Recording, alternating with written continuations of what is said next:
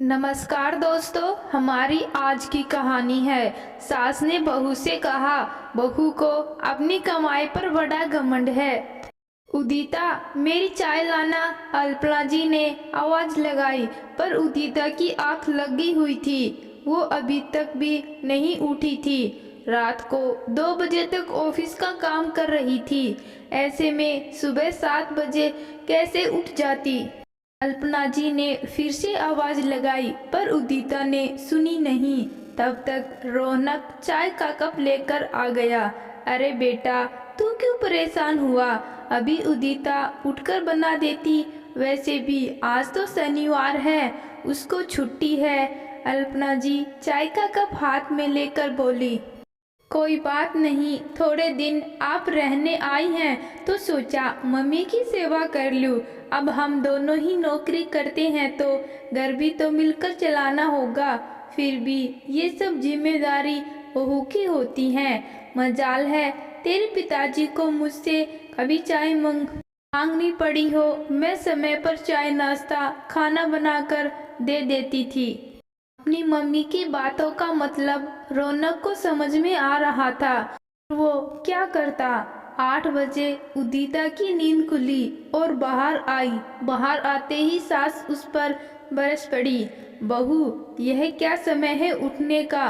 तुम्हें मालूम होना चाहिए, घर में सास आई हुई है, फिर भी तुम इतनी लेट उठती हो। हमारे जमाने में सब 5 बजने से पहले उठ जाते। इसमें उदिता ने कोई जवाब नहीं दिया। वह जानती थी सास यहाँ कुछ दिन के लिए आई है और सुबह सुबह क्यों अपना मूड खराब करे।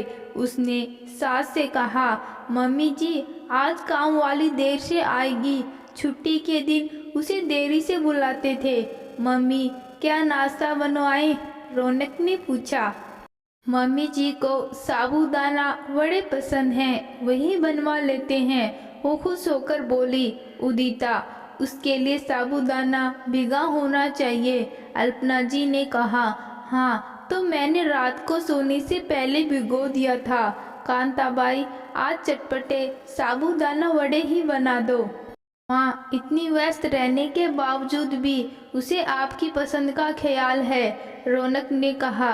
अब रहने भी दे, अपनी पत्नी की ज्यादा तारीफ मत किया कर। अपना जी मुंह बनाते हुए बोली। मम्मी जी, आप भी तैयार हो जाइए, हम सब आज लंच बाहर ही करेंगे। दोपहर को उदिता ने कहा।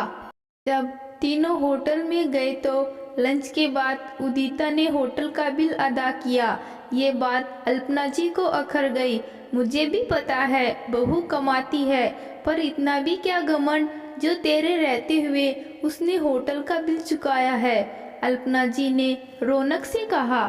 मम्मी, एक ही बात है, मेरा वॉलेट घर पर रह गया था तो उसने चुका दिया। रौनक, बहू को अपनी कमाई पर बड़ा घमंड है, तभी तो हर जगह वो ही पैसे खर्च कर रही है।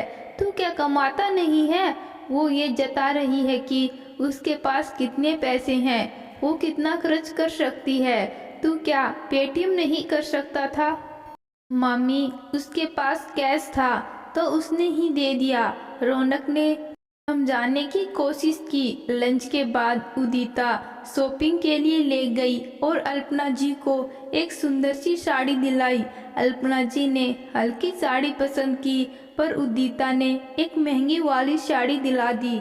मम्मी जी, ये मेरी ओर से आपके लिए उपहार है।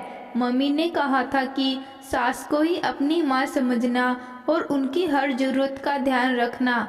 अगले महीने आप मामा जी के रिटायरमेंट फंक्शन में जाओ तो यही साड़ी पहनना। उदिता ने साड़ी अल्पना जी को देते हुए कहा। अल्पना जी को विश्वास नहीं हुआ। वो तो समझ रही थी कि उदिता पढ़ी लिखी नौकरी पेशा है, वो भला हमारी भावना को क्या समझेगी। और इतना कमाने वाली लड़कियों को तो घमंड हो जाता है, फिर वो अपने आगे किसी को कुछ नहीं समझती है।